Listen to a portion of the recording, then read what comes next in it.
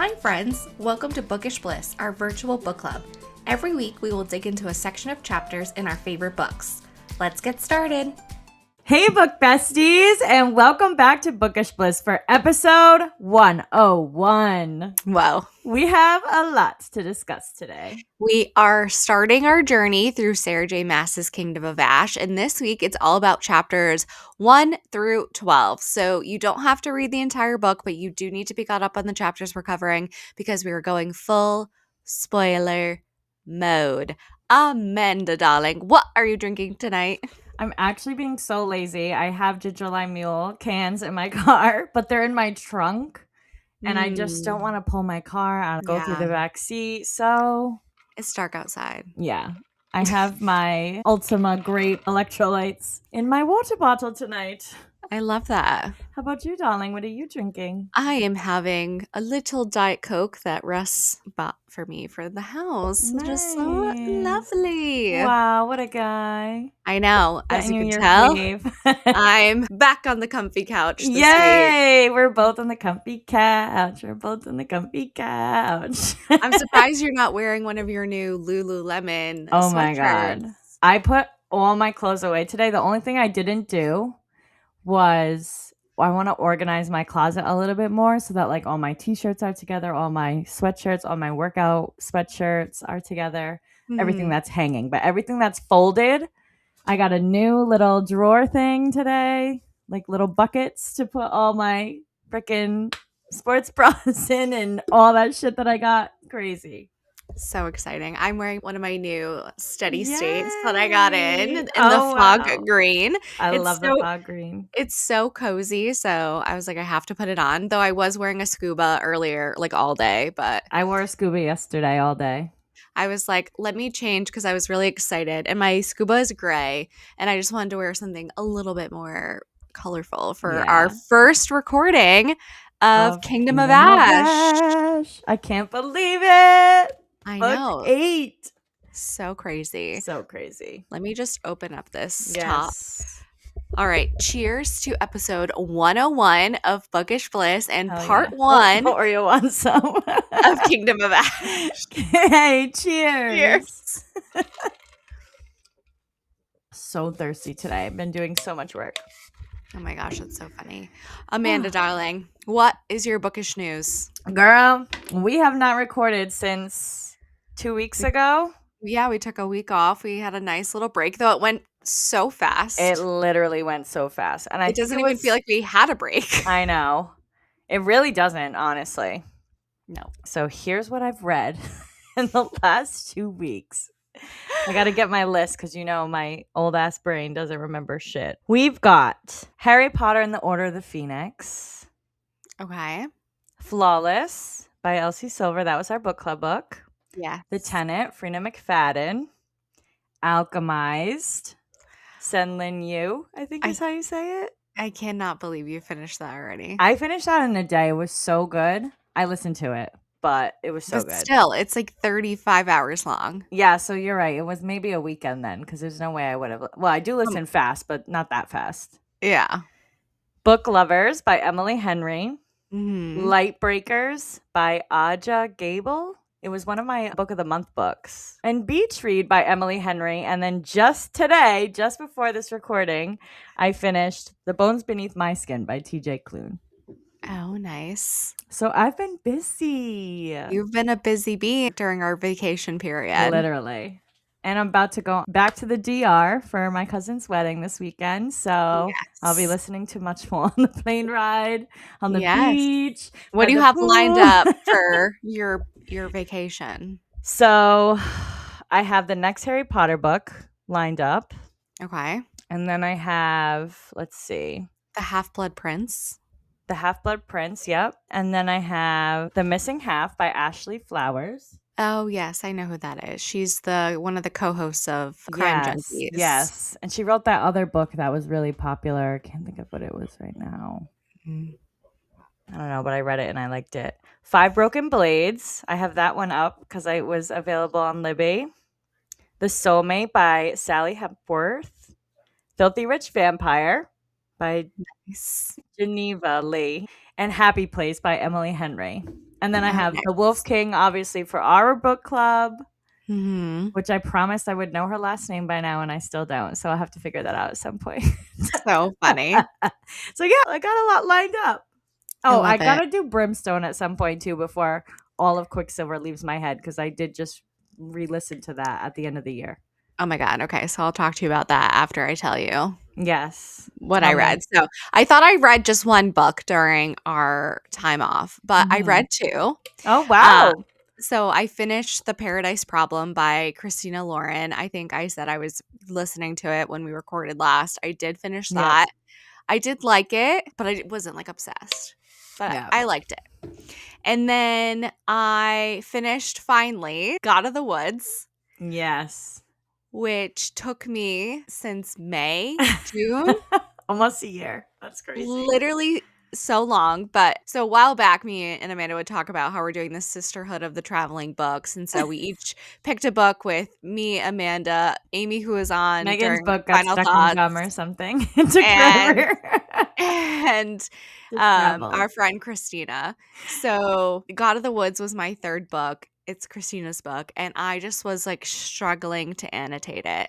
So finally, I was like, Megan, during this time off from recording, you are going to finish annotating God of the Woods. And so I did it. I got it on audio from Libby, and that really helped me get through it. And I ended up actually really liking it when I was listening to it and annotating it. I have it Was on I hold. was I super pleased with the ending? I'm not sure. So I ended up giving it like a 3.75 stars, which at the beginning of this, like when I started, I thought I'd be giving it like 2 stars. Like Yeah. not even kidding. Yeah. But I ended up really liking it in the middle. The end was like just like really, I don't know. I'm not going to spoil it, but Yeah, we'll because talk I get about. it next, Yes, Amanda finally. gets it next, and so it's her 4th book. So my Yeah. last book that I have to annotate is Quicksilver. And the other day, Brimstone became available for me on Libby. So I started listening to it. And like the prologue is like 40 something minutes long. And I'm listening to it and I'm like, I have absolutely no idea what's going on. Now, I know the characters that are in the scene, what they're talking about, and what's going on with Sirius. I'm like, I have no idea. I don't remember. So Yeah. Quicksilver was available on Libby. So I clicked it to download it or borrow it. And so I started annotating Quicksilver. Now I am just because I was like, I need to get this done anyways. And I don't remember Quicksilver at all, Yeah. really. I mean, I know the big major plot points, but like little details, I'm like, I have absolutely no idea what's going on. Yeah. So It's a lot. I'm annotating that right now. And I think I'm gonna have to like borrow Brimstone because I have like 6 days left. And Quicksilver, it takes a while when you're annotating to Yeah. like write your notes to everyone. I have to hit pause on the audio. And so Yeah. it's taking me a bit to do Quicksilver. But yeah, you should listen to Brimstone before Quicksilver leaves your head I need to do because that for sure. a, I have it a, on audio, but a lot maybe I'll do that one on happens. the plane. Yeah. We'll see. Yes. But I think that's just my bookish news. I'm not going on any vacations. I have no vacations planned at the moment. I'm doing like a little girls retreat weekend with Christina and some friends down in a cabin in Pennsylvania in a couple weeks in Mhm. March. But that's not what I mean by going on vacation. Like Yeah. Amanda's going back to the DR and gets to lay in the sun and go in the pool. I Yep. want to do something warm. And I think I've told Russ like 6 different vacation ideas that I have and want to do. And I don't know which ones is going to stick, but I need to plan something before I go crazy. Yeah. You will. Hopefully the sun comes out soon. It was beautiful out yesterday, so It was so nice. I went to the outlets yesterday yes. and it was like, it was reading 55 degrees there in Rentham. Wow. And I was like, oh my gosh, I Feels needed this so sun on good. my face. Hell yeah, my windows were open and everything. Did it snow? It snowed Yes. here for a little bit. Yes, I went to Target this morning and it was like flurrying and then I was leaving and it was like full on snowing. I was like, great, but nothing stuck to the ground. It stopped and then it was fine. So I was like, Yeah. thank God. Yes, if you don't know, me and Amanda got dumped on Dumped last on. week, like 38 inches of Yeah, snow, crazy. something like that. Super fun, and we had to shovel ourselves out, Yep. and we're just girls. I'm We're just just kidding. girls, but we got it done. We got it done. All right, let's get started with the good stuff and break down Kingdom of Ash Part 1. We're starting with me tonight, darling, and ending with you. Yes, we are. All right, here we go. The prince. He had been searching for her from the very moment she vanished. The only thing he truly remembered of himself was his own name, since it was spoken again and again by the three companions who hunted beside him in search to find his mate. He would need their strength, their magic, and every scrap of power they possessed if he was ever going to reach Aelin. For months, he scoured every dusty road, every forgotten corner of the world, and along the bond that still pulsed between them, he spoke to her, quiet promises carried on the wind that he would find her. Poor Rowan. He's But like going nuts. so crazy. It's been months. Months. But also, since obviously we talked spoilers of the whole section of chapters that we're Yeah. reading, just to think that she's been in Doranel this entire time and that's not the first place That you they check. checked. I That's know. and a line makes a lot of sense later, and I'm sure we'll talk about it, is that's her strongholds. Like, that is where she thrives and can Mm-hmm. hide herself and her own city. Yeah. And to not check there first, or at least feel it out, Yeah. is Honestly, insane to me. once Alide said we should check Dornell and all the guys disagreed with her, I automatically knew that's where she was. Yeah. I'm like, yep, they're definitely in Dornell. But I just don't understand that's not where we check first. I know. I Men. feel like, well, they talk about it being like the obvious place where she would go, which, like, yeah, that's true. But why did Alide still think you should go there and you didn't? Dummies. Yeah. I think that should have been the first place you went to see if there's Yeah. any chatter about Yeah. where she could be instead of like waiting months to start going after command I whatever. We'll know. we'll get there. We'll get Well, there. obviously, his brain is a little scrambled. He doesn't even remember his fucking name unless these people are saying it to him. So, Yeah. but True. we'll give him some benefit of the doubt for now. Yes. I guess to get us where we need to be in the story, Yeah, a couple months need to have passed. So exactly. for the plot, we'll accept this, Yeah, but in real life, we do not accept right. this. Exactly. Good explanation. Okay, the princess. A near immortal princess is held captive in an iron box on a secluded island hidden within a mist covered river, imprisoned inside a stone temple dedicated to a forgotten god. The iron coffin suffocates her, dulling the fire that once burned in her veins, while the constant roar of rushing water fills the silence between her screams. She has lost all sense of time, unsure how long she's been confined or how long ago she was taken from her homeland. Once blessed with the gift of life that could span 1,000 years, she now sees her longevity as a curse. Her extended life was meant to repay an ancient debt to the gods who discovered her world, became trapped within it, and eventually ruled it. Refusing to bow to them or pray for their mercy, she instead chooses defiance. Despite relentless torture and pressure to reveal what she knows, she refuses to betray her secrets, even if it means being forgotten entirely after the war. To preserve her sanity and sense of self, she repeats the story to herself like a lifeline. Once upon a time, in a land long since burned to ash, there lived a young princess who loved her kingdom. The tale anchors her to memories of her once glorious homeland, now destroyed, and to the prince of ice and wind who bears the burden of protecting what remains. During her punishment, she sometimes locks eyes with her only companion, a white wolf bound by invisible chains, forced to witness her suffering. As a dark queen works to blur her memories and distort her love for the princess clings even more fiercely to her story.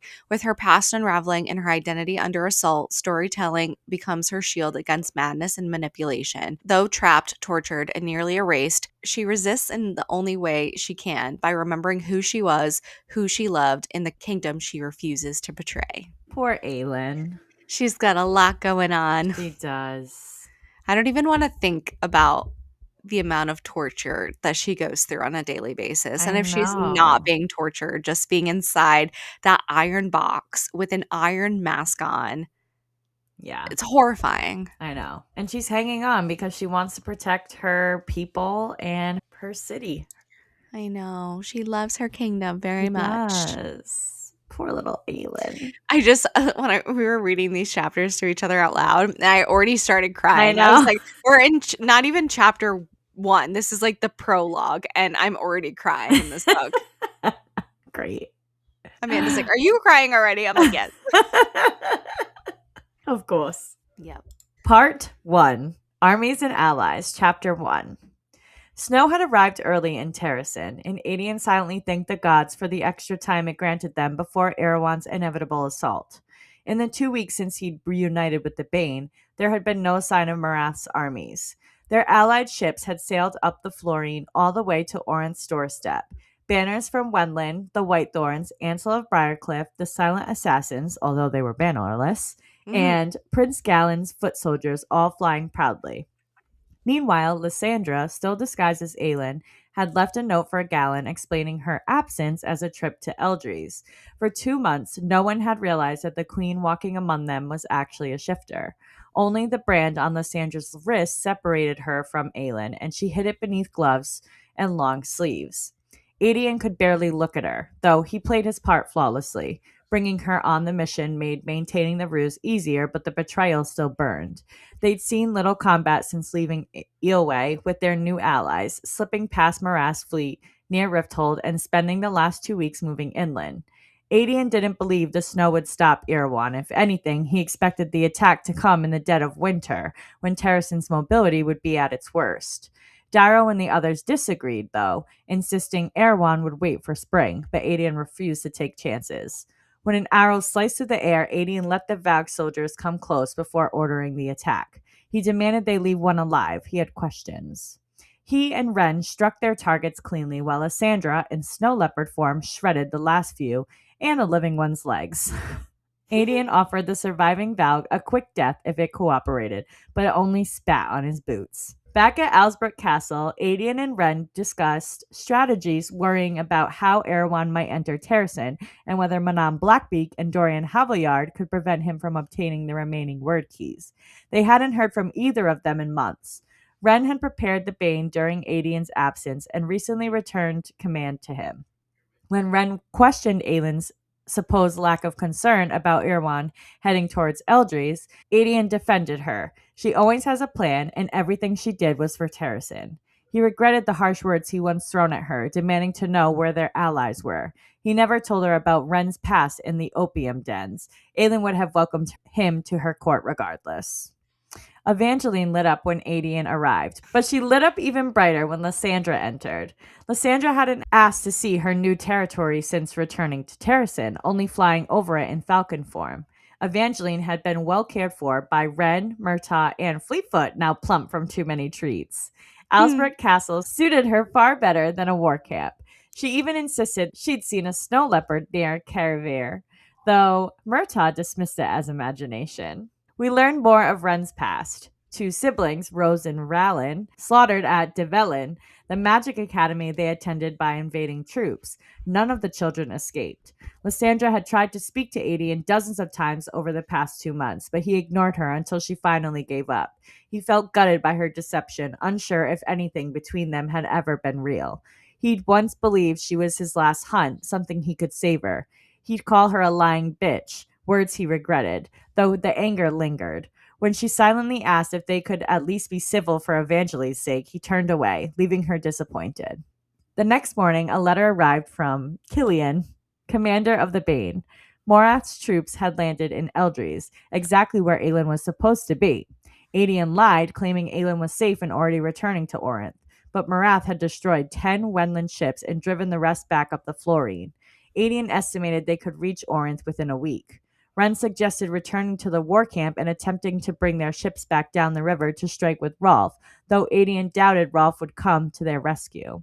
Rowan had told him the lines must hold by any means necessary before leaving to search for Aelin. Adian intended to honor that promise. Finally, he turned to Lysandra and asked the question that would determine their next move.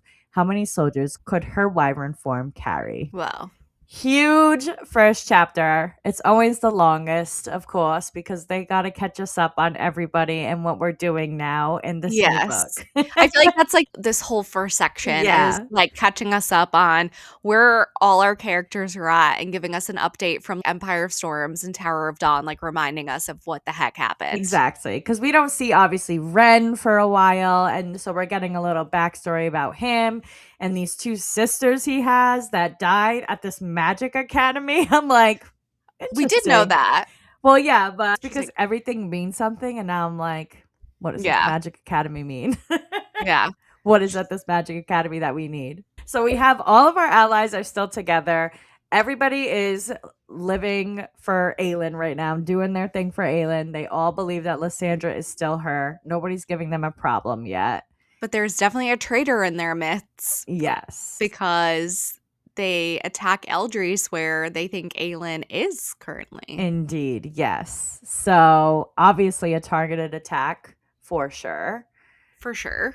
I feel like the other thing about this chapter, besides the fact that we haven't heard from a non-Andorian yet, because I feel like they're the only other ones that are mentioned here, Mm-hmm. is Evangeline. We have Evangeline is back from hanging out with Murtaugh. We know Fleetfoot's a little plump. He's back in our story. He's got to make one last appearance before the end of the series, of course. Mm-hmm.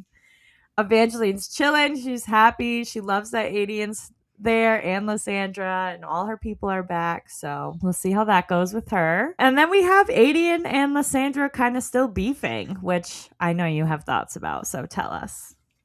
No, I just think Adian's a little bitch. I said this in a later chapter, but this scene still applies. Adian's a bitch. And I just wanted to write that in my chapter that I have later in the section. Adian's a little bitch, Yeah. and that's it. Yeah. He does feel guilty for calling Lysandra a bitch. And obviously, he just can't get over his own pride that he's fucking been betrayed in his eyes. He has a complete authority problem because Yeah. do I agree with Darrow and him, the decisions that he's making? No, I Yeah. don't. Yeah. But he is technically the head guy right now. Aelin has not been recognized as queen. Right. And so they have to defer to him or it is treasonous. And he just can't accept that. I mean, I don't even think he could accept, though, if Aelin, actual Aelin, was here and giving him an order. I He know. always has to like put up a stink in a fight. And if someone's going to put him in his place, it definitely will be Lysandra. And she kind of does a little bit at the end of this section. Yeah. But it's just disgusting, his behavior. It's completely unnecessary. You're in the middle of a war, and throwing childlike tantrums during this is not going to benefit anybody. I know. And I feel like they could have easily gotten over that hump. But I don't know. Obviously, he has trust issues because it really bothers him a lot when she makes other promises to other people that he can't know about. It's not even like she lied to him because she didn't. She didn't. Yeah. No. And I mean, Lysandra's still here offering you an olive branch, and she Yeah. does it again at the end of this section, and he just will not back down. Yeah. Well, hopefully he does eventually. Hopefully he dies. I love Lysandra. If somebody has to go, fine. Adian can go. But I don't want to think about anybody dying right now. Not yet. We're only in the first chapter, Megan. But yeah, so that's pretty much it with them so far in chapter 1. Yeah. Chapter 2. Alide had once dreamed of fleeing far enough that Vernon could never find her. She never imagined that dream would be realized under such dire circumstances. Now she stands in a dusty alley in an ancient southern city below Doranel, far from her past, but deep in desperate search for Aelin. The city is only one stop in a long, fruitless journey through countless cities, forests, mountains, and lowlands. If Aelin is not here, they will move on again. With her are Gabriel and Lorcan, waiting while Rowan confronts one of Maeve's commanders nearby. Rowan's temper is barely contained as he fights and shouts, demanding information about Aelin's whereabouts. Alide finds quiet reassurance in Gabriel's steady kindness. He and Rowan have both helped her to endure this journey, but she still refuses to speak to Lorcan. His betrayal, crawling back to Maeve after the blood oath was broken, remains unforgivable in her eyes. She has felt little from Aniel since the search began, only faint nudges from the goddess. Alide assumes it's because, should they fail to find Aelin, the gods still have Dorian as a means to forge a new law. lock. Suddenly, a window above the alley explodes outward. Rowan and another Fey male crash down into the crates below in a flurry of splintered wood and fury. Rowan pins the commander and threatens him, demanding answers. Lorcan steps from hiding at Rowan's call, a silent and lethal presence. Gabriel calmly advises the commander that cooperation would be far easier than defiance. The male spits back a warning. Maeve will slaughter them all for their treachery. Aniel nudges Alide again. Watch. Listen. Alide silently begs the goddess to choose another path, to use divine power to forge a new lock instead of demanding such a suffering. No answer comes, so she does not look away when the commander begins to scream under Rowan and Lorcan's skilled brutality. She forces herself to witness it, uncertain whether the god's command is meant as guidance or as a reminder of what awaits those who dare to defy them. So, just catching up with our second grouping of people. Mm-hmm. So, Alide is obviously still beefing with Lorcan. Actually, they're not even beefing, they're just not talking. And Yeah. Lorcan is respecting that, which is respectable. And Gabriel and Rowan have been taking care of Alide, even though we know later on that it really is Lorcan that is doing Yeah. some of the work, but he Everything. doesn't want her to know. Yeah. Gabriel is binding his magic to her ankle to help her. Lorcan isn't doing that for her because he is respecting her decision to not want to Right. have anything to do with him at this moment. So I think he's he's letting mad at Gabriel himself step too. in. Oh, Yeah. he definitely feels he's definitely going through it, which Yeah. I think you have that chapter. Yeah. He's like, in 500 more years, like I don't even know if we find Aelin, if I would be able to like forgive myself Literally. for what I've done. Yeah. And we love to see a man who can admit that he's wrong, unlike Adian. He's actually doing something about his wrong. He Yeah. knows that what he did is fucked up, and he knows that he will never, ever be able to repay or feel better about this, but he's doing whatever he can to help. It takes a lot to admit it and then do something about it. Yeah. Where Adian like is acknowledging, yeah, I shouldn't have called Lysandra a traitorous bitch, and But I she still lied shouldn't to me. have treating her like crap, but I'm going to continue to treat her like crap and say Yeah. more horrible things to her. Yeah. So that's my difference Alien sucks. between the two of them. Yeah. So basically, Alide is watching and listening and to the guidance of Aniel, who's still somewhat at her shoulder, guiding her to Mm-hmm. watch and to listen to what these commanders and these interactions are having. And she doesn't really know if she's watching this brutality to gain information about where Aelin is, or if this is a reminder of what's to come if they defy the Right. gods. I Yeah. think it's probably a mixture of both because Yeah. I obviously agree. from her watching and listening, we know that there is useful information that she gains, Right. but also the gods will smack down on them if they defy them. Electrocute them with thunder. Lightning. But they've been going at this for months. And like we were saying earlier, why have you searched countless forests, mountains, lowlands, cities when you could have just gone to the source I first and know. then if she wasn't there, gone to these like forests and mountains and like Yeah. it's like step 1, use your brain. I know. I remember there being something, I don't remember whose point of view it was, but they were like, oh, they assumed that Maeve would take her to like the farthest depths of the earth or whatever. So that's why they're like, didn't go to Doranel. But I don't know. I just still feel like once Alide mentioned it, I'm like, that's definitely where they are. But that's where Maeve is also comfortable. That's where she's done all of her misdeeds for thousands of years. Yeah, This is where she thrives. She's not going to go to somewhere where she doesn't have the upper hand. exactly. And they should know that as being a part of her cadre for thousands of And years. obsessed with her. Literally.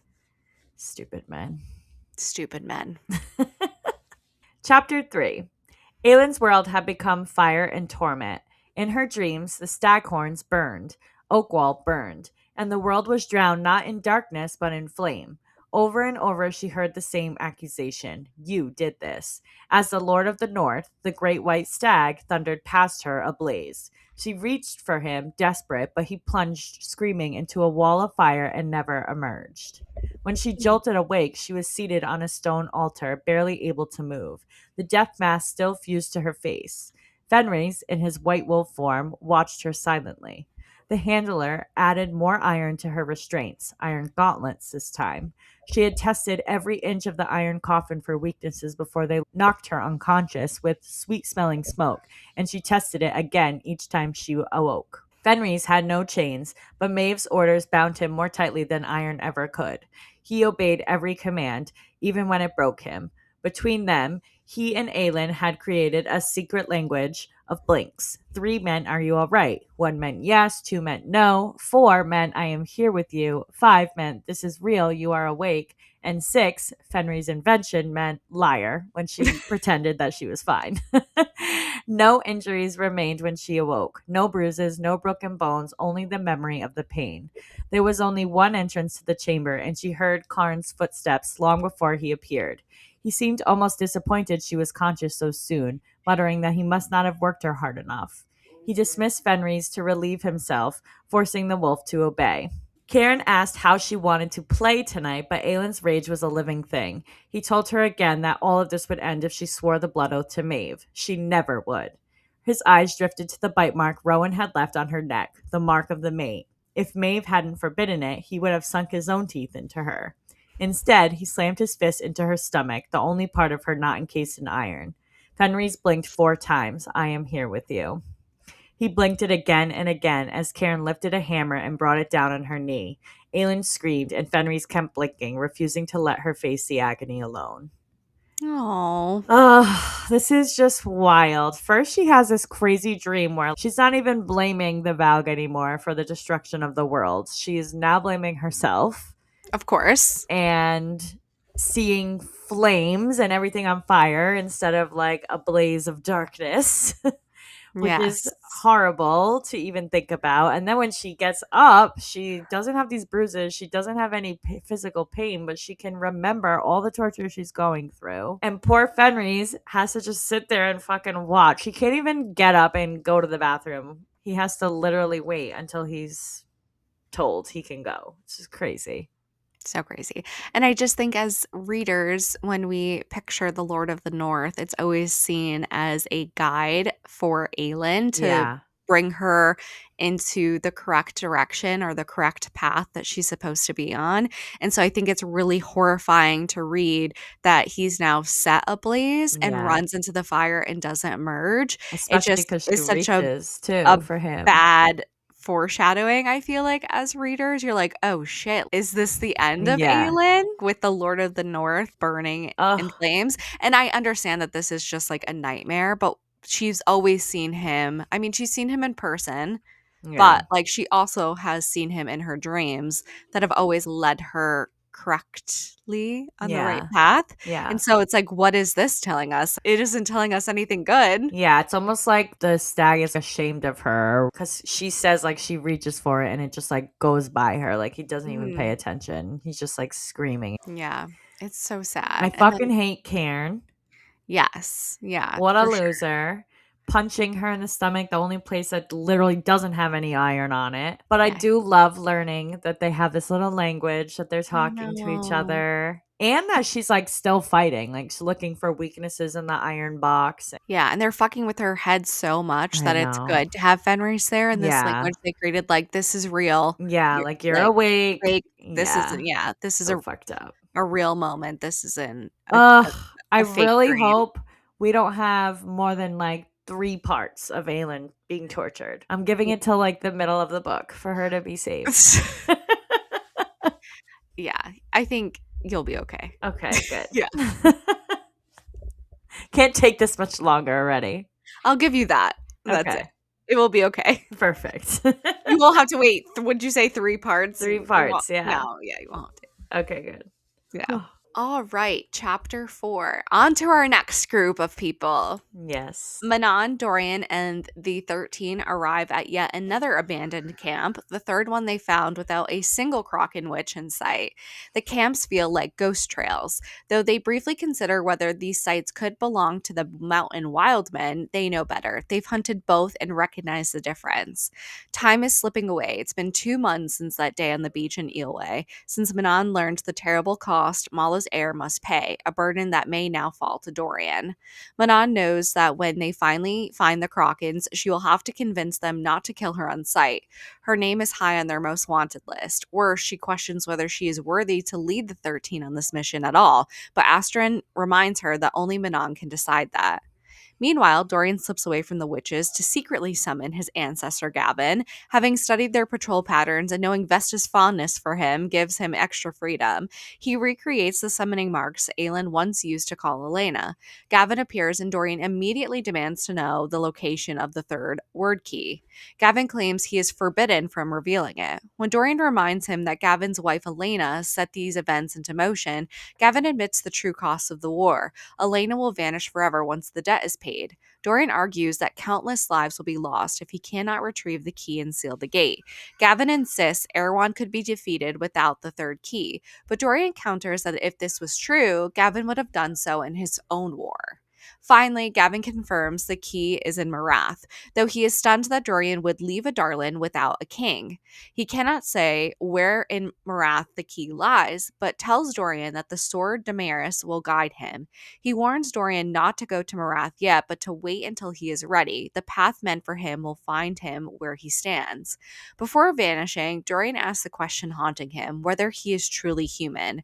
Gavin's expression softens, but he replies that he is not the one who can answer that. Then he disappears, leaving Dorian alone with the weight of his destiny. Fucking Gavin and Elena. Literally such problems. I cannot stand them. It's like they're the true villains of this entire story. They just want the world to end so they can stay together forever. Yeah, he's like, the cost of this will be my mate. And it's like, well, you could have ended this during your own war, but your wife was selfish. And so now there's a cost to that, and she has to pay it. And he's like, you don't need the third key. Like, obviously you fucking do. Obviously, because you needed it. How come you didn't do it without the third key? Literally. Stupid ass. Well, did they even know about word keys back then, Elena and Gavin? I get it. They were probably set up for failure back then because only Brandon knew what was going on. But Elena still made that decision. And I think we discussed this during Final Thoughts. So we still think Elena would have made the exact same decision, even if she did know what Brandon's plans truly were. Yeah. Probably these selfish motherfuckers. Yes. And we're still missing Krakens. We cannot find them. We've found 3 camps so far, but none of them are there. Yeah. So we're just kind of like are the Kraken witches. We're in bad luck in all of these 4 opening chapters. Yeah, not a good start for our crew. Not a great start. Ooh. Hopefully a better ending. We'll see. Yeah. Like Adian and Lysandra have Marath's legions that they have to go deal with now. Allied and Rowan and co, they cannot find Aelin. Mm-hmm. Then you have Aelin being actually tortured. Yeah. Fenris being tortured. Yeah. And now we have Manon failing in her mission to find the Krakens. And at least we did get a little bit of a win here with Dorian talking to Gavin after being like, stop being a dick, stop being selfish for once in your entire eternity, and tell me where the third word key is. Yeah. So he wants to go to Marath. Manon doesn't want to go there just yet. Well, because none of the 13 want to go back there because they just escaped that hellhole. Yeah. So nobody's really in a rush except for Dorian to get there, but we got time. Yeah. We got 900 pages. Literally. All right, chapter 5. Rowan, Lorcan, Allied, and Gabriel spent weeks scouring the continent for any trace of Aelin or Maeve, but every commander they questioned gave a different story. Some swore Maeve had returned to Doranel, others insisted she sailed in the opposite direction. Allied believed Doranel was the obvious choice, which was exactly why Maeve would be there, thinking the team would deem it too simple. Gabriel agreed, noting how easily Maeve could summon an army there. Lorcan, meanwhile, was quietly grateful that Gabriel helped Allied, since she refused to accept anything from him after the brutal words she'd thrown at him on the beach. Only now did he realize how deeply he'd broken something between them. The pain of losing her was worse than the severed blood oath to Maeve, and he knew he'd lived centuries with that regret while Allied would be long gone. Lorcan suggested Acadia instead. Maeve could rely on their armies for protection. Rowan ultimately agreed. They didn't have 2 weeks to gamble on Doranel when Acadia was closer. The choice sparked another argument between Lorcan and Allied. Lorcan insisted he hadn't crawled after Maeve. He'd been crawling after Aelin, barely able to move when the bond shattered. Allied walked away anyway, and even Gabriel's quiet assurance that Lorcan was telling the truth couldn't sway her. That night, Rowan dreamed again. He knew it was a dream only because he could see her, Aelin, standing with her back to him, a sea of cold wind and darkness between them. When she turned, her face was older, her belly rounded. 4 children stood beside her, 2 boys and 2 girls, their children. Then a black wind swept over them, and they dissolved into dust before he could reach them. Rowan jolted awake, shaken by the reoccurring dream. As they prepared to leave for Acadia, Rowan weighed the choice again, but stuck with his decision. He couldn't bear imagining what Aelin was enduring, and he suspected Maeve was manipulating their bond to keep him guessing, unable to feel her pain as he once had. He reflected on how Lorcan and Gabriel, no longer bound together by oath, still chose to stand with him. He remembered Aelin vowing to kill Maeve for what she had done to Rowan and Lyria, and he prayed she hadn't lost her fire. Rowan hadn't returned to Acadia since the last war, when he helped lead the Fae to victory. Allied repeated Aelin's final message to him before surrendering herself, that she was sorry, that their time together had always been borrowed, but she wished she had more. She told him to fight for Terrasen, to remember his vows, and thanked him for walking with her from darkness into light. For Rowan, it had been the greatest honor of his life, and he refused to accept any future except the immortal one they were meant to share. Oh. Oh man, poor But little Rowan. you're still being a dum dum because she is in Doranel, you stupid I shithead. know, and I get it. Like, they are closer, and it's not like they fucking can fly there. Like, they have to, like, actually walk crazy distance for 2 weeks. And to know, like, they are so close, I understand why they ultimately head to this place at this point. But I think they should have went to Duranel first, for sure. Oh, for sure. It Yeah. makes literally the most sense, Yeah. and using the excuse that they're closer to this place, it makes no sense for Maeve to be there. Yeah.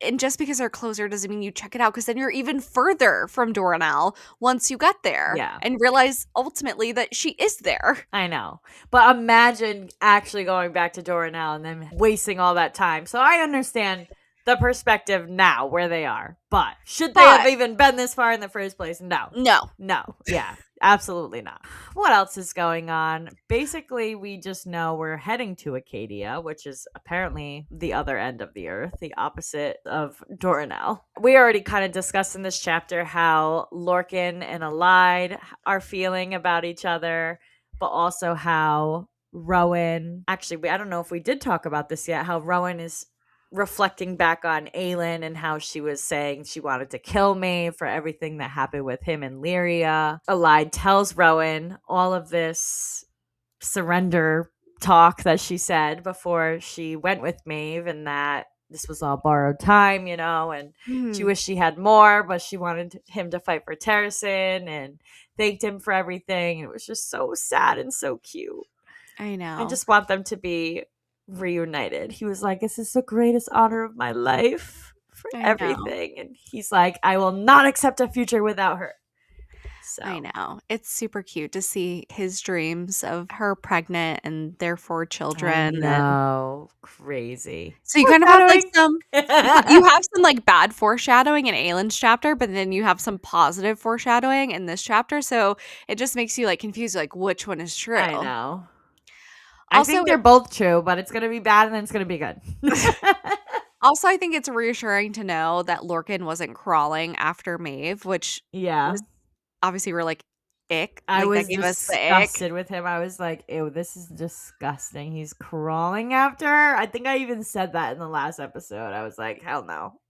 Yeah, but I think it's, like, reassuring that he was crawling after Aelin Yeah. and not Maeve, and I feel like that does make the most sense to me, honestly. Of course, you're gonna beg not to break the bond because that's painful, Painful, but yeah. it's good to know that even though he begged for it not to be broken, he wasn't crawling for her forgiveness, he was crawling after Aelin to right Help his her. wrong. Yeah. Yeah. Yeah. So I was like, oh, thank God. Yeah. Because I was disgusted with him. I mean, I'm And, still pissed at him, but like, I'm on right. Eli's side. Like, don't fucking talk to him. Yeah, no, But he definitely has more to do before he earns yeah, forgiveness, but at least he has redeeming qualities yeah. in this section. And And like you said, he's admitting it and taking steps to like show that yeah, he's doing better versus 80 and just being like a crybaby about it. we love a man who can take accountability That's right, honey. and then Not many can. and then actually go through with his actions that his words are saying. So Mm-hmm. we love that. We do. We do love that. But yeah, so Rowan's just in despair at the end of this chapter, just needs to find his girl. Yes. Chapter 6, our last grouping. Wow. Kale sails north with reinforcements from the southern continent, determined to reach Aelin and Dorian before Maraf's forces overwhelm them. Though their allied army is strong, Kale privately doubts it will be enough against Erewhon's vast legions. The cold northern seas bite sharply, much to Irene's discomfort, though Kale insists the cold builds character. Now magically bound together, Kale wrestles with the reality that if he falls in battle while Irene is drained from healing, they will both die. Well, they will both die regardless because they are bound together. And Mm-hmm. the weight of that bond lingers heavily on him. As they near the continent, Nezran and Sartak prepare for a scouting mission to determine where the fleet can safely land. With Erewhon holding Rifthold, sailing up the Avery River is too dangerous, and Maeve's armadas remain an unknown threat.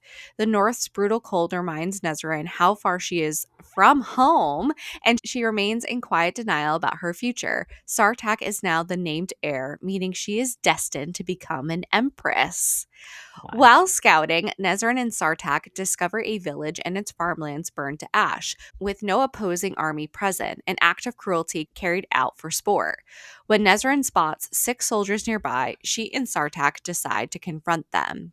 Meanwhile, aboard the ship, Irene obsessively counts and recounts the healing salves they have prepared. Hafiza, the healer on high, gently reminds her that they have done all they can. People will die regardless. But Irene feels restless and desperate to help. As Hafiza reassures her that she will soon have her hands full, Irene's own hands drift to her stomach. She silently grapples with a private fear she has not shared with anyone, not even Kale, unsure how long she will physically be able to continue. Wild. Baby? Wild.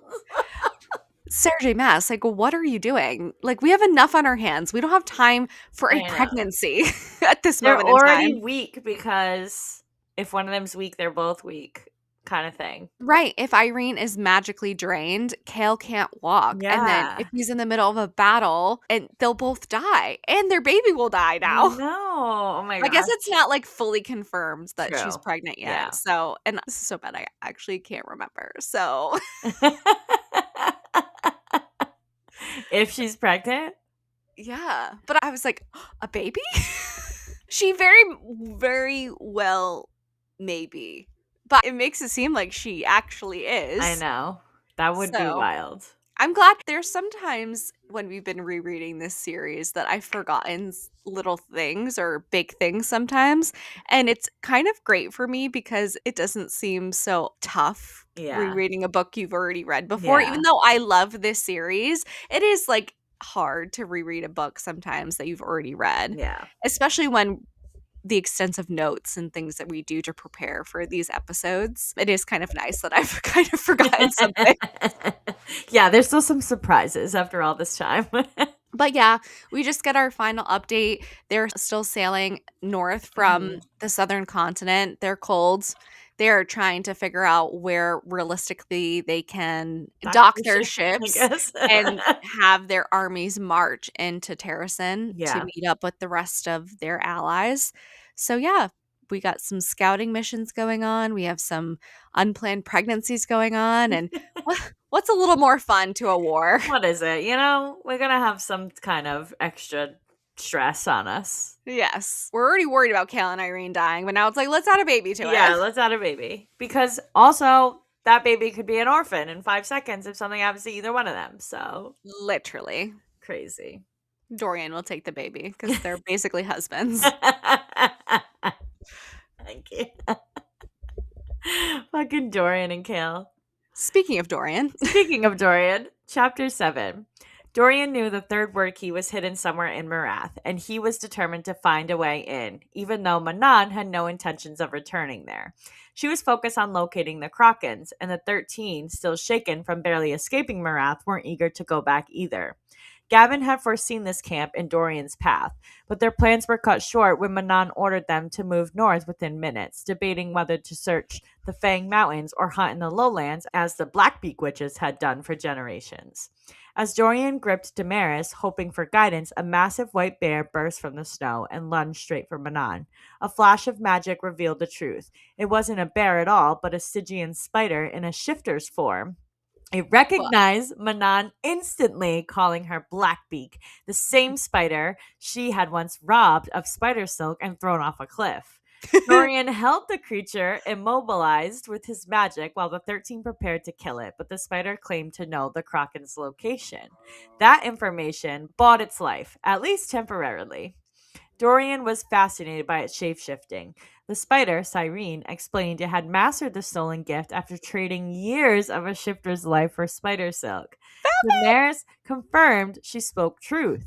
Dorian wondered if he could learn the ability too, perhaps even using it to infiltrate Marath. Manon dismissed the spider's name, promising it would die soon, and then turned her attention to Dorian. He pushed back, reminding her he was no obedient plaything. His magic grew stronger every day, strong enough to kill them all if he wished.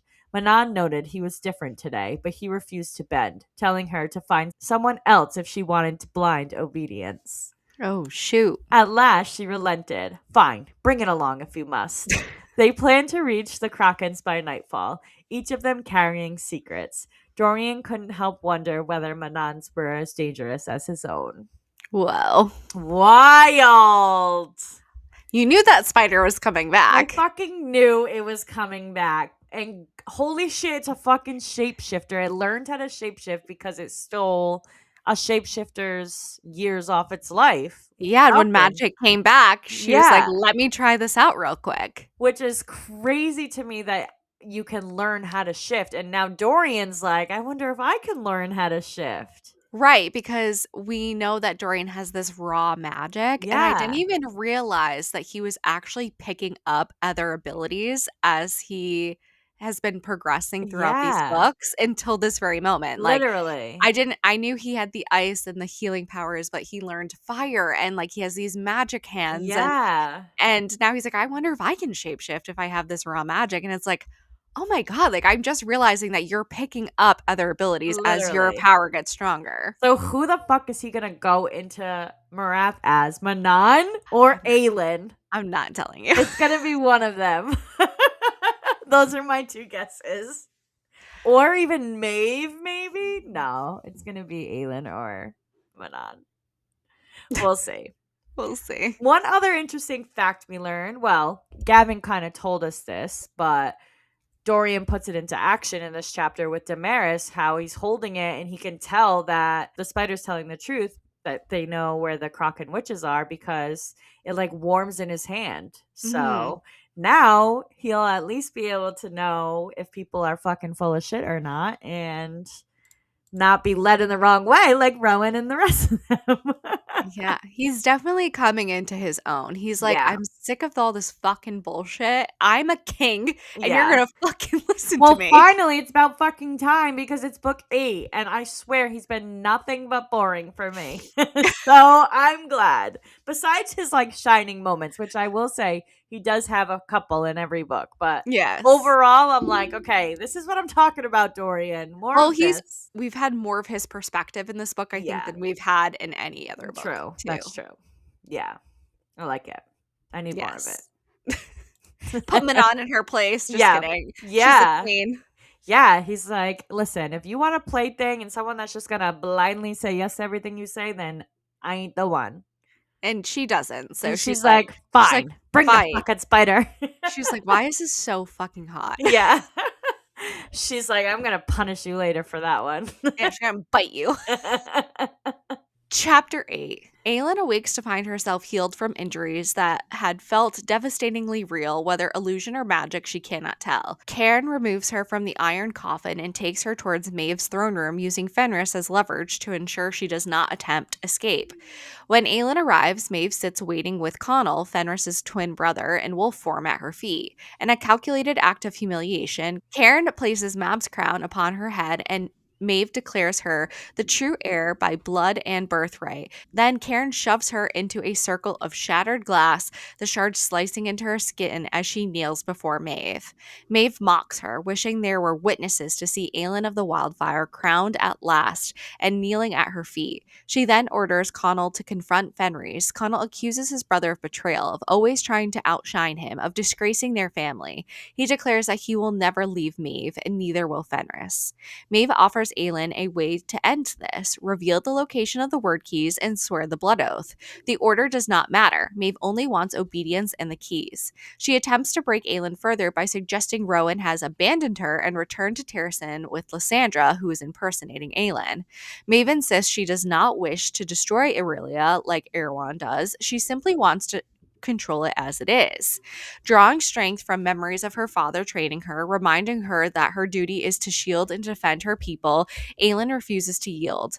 Frustrated, Maeve signals for harsher measures. It seems Connell will kill Fenris, but instead, in a devastating act meant to wound his brother, Connell stabs himself through the heart and dies.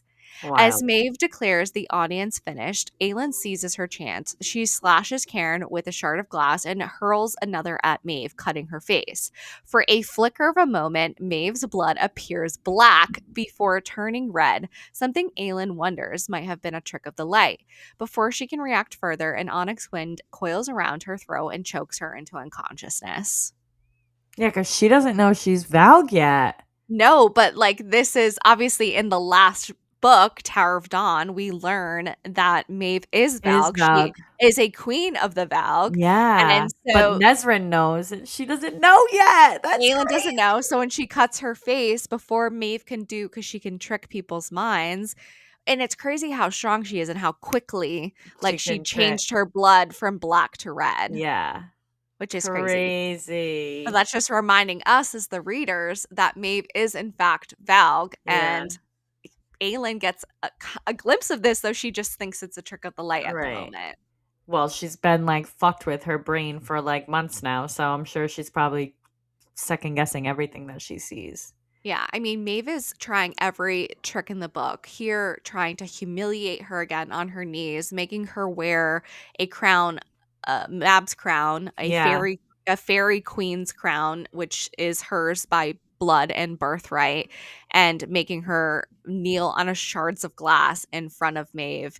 It's just another attempt to humiliate her into giving this information. But I really never Exactly. saw that as something that would work. I think this is just for Maeve's sick pleasure at this point, or like at least putting that crown on her head. I like that Yeah. at the end when she throws the glass, the crown ends up like falling off the edge and into the water. I Yeah. was like, good. Good, I know. Fuck you, Maeve. I feel like they think already that they broke her, but like they don't even know. Yeah. She is Yeah. far from broken. She is far from broken, which we'll see in another chapter or so. Yeah. But poor Fenris. I know. And I know that Connell was long lost. Also, who do we think the owl is that's sitting perched above Maeve? Because the owl seems very distraught when Connell kills himself. Hmm. Maybe it's Because Vaughn. or remember we were contemplating no, Vaughn is still out in the wilderness looking for Larkin. I don't know if he ever actually I don't even know if he ever fucking returns. He's like, I'm looking for Lorcan, and that's how I'm getting around this blood oath thing Yeah. because fuck, I'm never He's like, coming yeah, I'm back. gonna look for Lorcan the rest of Yeah. my life. See ya. He's like, and I'm out. He's like, that's the only out I needed. See Yeah, ya. that's so funny.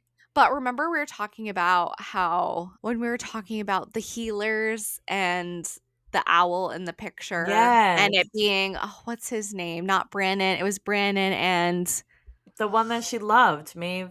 The one that she yes, loved. is that him? Do you think? Yes, I Yeah. do.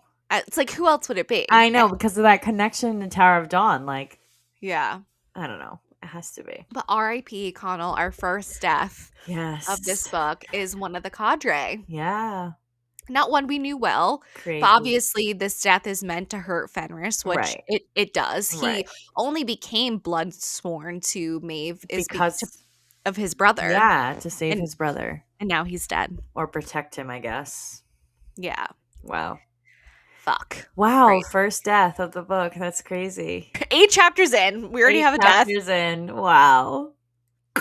We're going to have a death every section at least, probably. I actually don't. I don't know. I didn't look. I should look ahead and I should see if you're right, so I can let you know at the end that you were right. Woo! I love being right. Moving right along. Chapter 9. Karen, eventually tired of his own cruelty, left Aelin bound to the stone altar.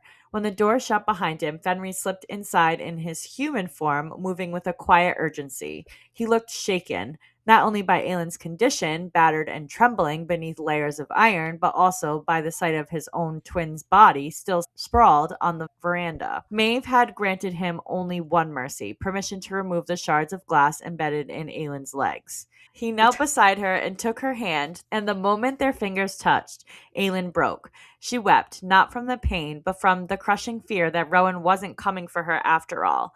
Fenris squeezed her hand, steady and silent, and she let out a shuddering breath of relief, and something like despair. He worked quickly, carefully, the scent of both their tears filling the tiny iron chamber. Neither spoke another word. They didn't need to. The quiet between them said everything. Oh, I they're like know, so trauma bonding. sad. It's so sad. So actually, this does happen in your chapter that we forgot to mention, I think. But she says that Rowan isn't coming for her. Oh, yes. Maeve, So yeah. I did say it, but I didn't like Yeah, yeah, elaborate yeah, on it. yeah. Yeah, We yeah. didn't elaborate on it. But so she's kind of like in despair at this point. She's like, wait, he actually is not coming for me, which is kind of crazy to me that she automatically jumps to that instead of being Mm, like, is she fucking with my, you know what I mean? Because like, I would think, of course, she would say that nobody's coming for her no matter what. right. You know what I Yeah. mean? But I guess So like she's just thinking that Rowan is following her her wishes to wishes, yeah. protect Harrison and Yeah. going with Lysandra to battle Erewhon, Yeah. basically. Yeah. Which is so sad. So So sad. they're both just like fucked up right now. Fenris's twin is still literally dead, laying in his freaking blood. It's Mm, just wild. So Maeve actually lets him remove the glass from her leg. So they're just like crying together, having this moment together of sadness. I know. And the second he's done with this task, he has to turn back into the wolf. So I Yeah. feel like this is almost like worse torture for them because it gives them a moment of connection Yeah. just to be And taken away just as longing. quickly. Yeah. Yeah.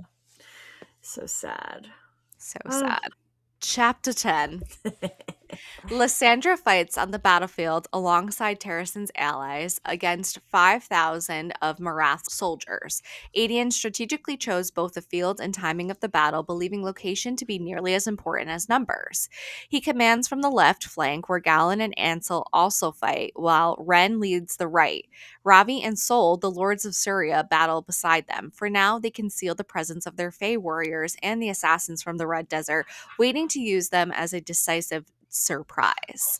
Though they seem to be sustaining minimal losses, Adian knows defeating 5,000 soldiers is only a small victory compared to the full force of Marath still to come. The narrative offers insight into Syria's rulers. They despise Adarlan for executing their father at the butchering blocks. Sol is calm and clever like their mother, while Ravi is brash and impulsive like their slain father. That's really fucked up. After the battle, a strategic debate arises. Should they return to Orinth as Lord Dara ordered, or press south towards the border? Defying Dara would mean committing treason against their own kingdom in an attempt to save it. The lords of Syria distrust Darrow and Terrason's leadership, believing their failures led to defeat in the last war. A messenger arrives. Nox Owen of Pernath, once a thief and now in Darrow's service, he summons Adian to meet Darrow the next day and orders him to bring the army, clearly intending to prevent Adian from marching south without permission. On his way to issue orders, Adian encounters encounters Lysandra. She offers to fly to Darrow and persuade him to let the army rest, but Aedion questions her motives, suggesting she is trying to win back his favor. She sharply rebukes him, insisting that everything she does is for Aelin. They discuss when Aelin should next appear publicly, deciding it would not be that night. Lysandra admits her feelings for Aedion had been real, but warns that he wishes to make an enemy of her, so be it. He coldly replies, "Fine," and walks away. Heartbroken and humiliated, Lysandra returns to her tent near the Lords of Surya. Exhausted, she collapses onto her cot and falls asleep, still wearing her boots. Fucking alien. I just have nothing else to add to this except fuck Aedion, fuck Lord Darrow, poor Lysandra, and oh my god, Nox Owen I from know. Bernath. Hey, Nox. Haven't seen you in a couple books. Literally, it's been since 7 to be exact. Corona Blast since we've seen you. Literally. Also, who the fuck are Sol and Ravi of Surya? I don't remember them. But to give us this backstory of them really quickly, I really don't think we've ever met them before, but I could be wrong. Yeah. Please let us know, because I was I like, don't who the remember fuck are that. them? I tried to Google them because I was like, oh, it'll be safe for me to Google it since I know how this book ends. But all that came up was exactly what was in my chapter. So I Interesting. don't know. Maybe just to say another ally. I don't know. That is Yeah. part 1 is allies and friends. Armies and allies. Yeah. But yeah, so their dad was killed by the King of Adarlan, basically on the butchering blocks by some soldiers. They distrust Darrow for how they handled the last war. They were there apparently fighting alongside them. So Yeah. they've been around the block, these lords. Indeed. And now they're back to finish the job. Yep. And Noxie's back. We love it. We love to see it. And fuck Aedion. Okay. And fuck Aedion. All right. Chapter 11, my last chapter of the night. Oh my god. I know. Nezrin delivered grim news to Kale. An army of 10,000 Marath foot soldiers, accompanied by an unknown number of Valg, was marching straight for Aniel. Because Kale's father had refused to kneel to Marath, Erewhon was sending overwhelming forces to crush the city. Worse, he was marching his troops openly across the continent, using the slow, brutal advance to terrify every kingdom in his path, and to show Terrasen exactly how leisurely he could destroy the world. Aniel had no army capable of resisting such numbers, nor the shelter to protect its people. Only Kale's father's guards stood between the city and annihilation. The group quickly shifted into strategy, debating how to reach Aniel before it was reduced to ash. They ultimately agreed to cut through the Farian Gap, even though it meant facing the witches. But they had Rux. Sartak offered to fly ahead and warn Aniel, but Kale insisted this was his responsibility. Irene would go with him, of course. Of course. He planned to hold the city's defenses as long as possible, with the Rux arriving a day behind and foot soldiers a week later. We're jumping into battle here, but guess who also is on their way to the Farian Gap? Manon and Dorian, husband and husband, are going to reunite. That could be true. I don't know. I hope so. I'm planning on it. So hopefully. Husband number 1 might be heading to Marath. True. But I don't know. I feel like this was why the witches didn't want to go to Marath yet, so that we could meet up with Kale first and then go to Marath together. We shall see. They haven't seen each other in months. They need a reunion quickly. We'll see. Of course, it's Aniel that's the next target. So Kale is like, this is my responsibility. This is where my family's from. And I need to go warn everybody ahead of time. So although Sartak offers to go, Kale is like, yes, I need to go. He's bringing wifey with him. And they're hopefully going to go warn everybody and stop Aniel from being crushed by Erewhon and his crazy army.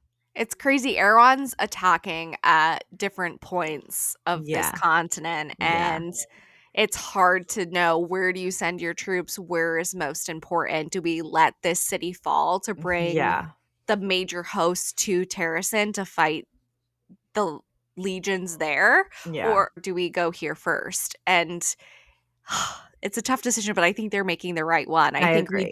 we do need to go here first before we send these troops. And it gives them a better way of getting into Terrasen if they go through this route. Exactly. And Erewhon is just so arrogant. He literally is just causing destruction slowly on their way just kind of to prove that he can, which is kind of fucked up, but also thank God he's going slow because it gives him a chance to warn anyhow. But like these poor kingdoms in between, I'm just like, Right, because this if he guy. wanted to annihilate them, he would have sent the Iron Teeth there. Exactly, yeah, right away. Mhm. It's crazy. Crazy. Wild start. Wild And start. We're finally getting into like plot, I feel like, by this chapter. Like now we know some conflicts coming. We got 10,000 soldiers. What the fuck are we gonna do? yes. All right, my last chapter of the night. Chapter 12. Aelin, who had sacrificed everything for Terrasen, finds herself once again trapped inside the iron coffin. Though she had accepted her fate as the queen who was promised to die and repay an ancient debt to save the world, she now fears she will fail even at that. Facing the overwhelming power of Erewhon and Maeve leaves her feeling broken and hopeless, and she no longer cares if Cairn sees her tears as he taunts her from outside the coffin, sharpening his knife and promising revenge for the throne room. Exhausted and believing she has failed her kingdom, Aelin hears her mother's voice calling her Fireheart. When Aelin admits she is lost and she does not know the way, her mother reassures her that she has been brave for a very Oh. long time and reminds her that it is the strength of her heart that matters. No matter how far she strays, her heart will lead her home. She tells Aelin, "You do not yield." Clinging to those words, Aelin repeats them over and over, pounding against the coffin until she nearly breaks through. When she awakens on the altar, she sees the coffin lid has been warped from the blows, proof of her enduring strength. Far away from Dornell, Rowan and the others feel a powerful surge from the north. Though the power fades, Rowan still senses their mating bond and know that Aelin is there. Realizing they must draw Maeve out without alerting her, they begin planning another way to rescue Aelin. Yes, finally. Yes, Finally, they're gonna go in the right direction. I know. But this just reminds me Oh, of Air Fire when we hear the mom for the first time and she's like, Fireheart, why do you cry? I And she says the know. same thing because I am lost and I do not know the way. Oh, you would know it word for word. Because I am lost and I do not know the way. Oh my No, but God. honestly, I feel like the most thing I see, because I'm usually not on social media. I really tried not to be told anything about the Right. series, but I did see like this do not yield thing coming up, and I knew it was going to be huge. And to find out it's like her mom that says it to her, and then she beats Mhm. the shit out of the iron coffin, I'm just like, fuck yeah, it pumps me up. I can't wait to read next section now, and I just, oh, do not yield, Aelin, do not yield. Yeah, not only does she almost break through the coffin, but it's enough power of her how angry she is saying like you do not yield that Yeah. Rowan and Lorcan and Gavriel all feel her power from that far away. Yeah, it's literally they're on the opposite side of the world right now and they can feel the power. Imagine if they were closer. But now they Literally. know for a fact where she is. So we can Yep. just plan now how to rescue her instead of how to find her. Yes. Yeah. I just think this whole section with the fire heart, why do you cry? And the you do not yield is such a staple Yeah. throne of glass Oh, scene. I love it. I love it so much. We got a staple scene in section 1. The Yes. beginning of the end. The beginning of the end. Oh. And that's it. That's it. Wow. We have so much to look forward to next week. I can't wait. I know. I'm so excited to continue Kingdom of Ash. Me too. But that's all we have for you today. So please let us know what you think by leaving us a review and comments on any of the platforms you are listening/watching on or on our social media pages. This helps tremendously to get the word out and lead more listeners to find our show and tune in. And come join our book club Discord. You can find the link in our bios on Insta and TikTok. And next we are reading The Wolf King by Lauren P. Still don't know how to pronounce her name. My bad. We love chatting with you guys, so don't be shy. Don't forget to email, follow, subscribe, rate us 5 stars, and tell all your friends about us. And we hope the rest of your day is blissful. Bye. Thank you so much for listening. Join us next time for part 2 of Kingdom of Ash by Sarah J. Maas, featuring chapters 13 through 28. Happy reading!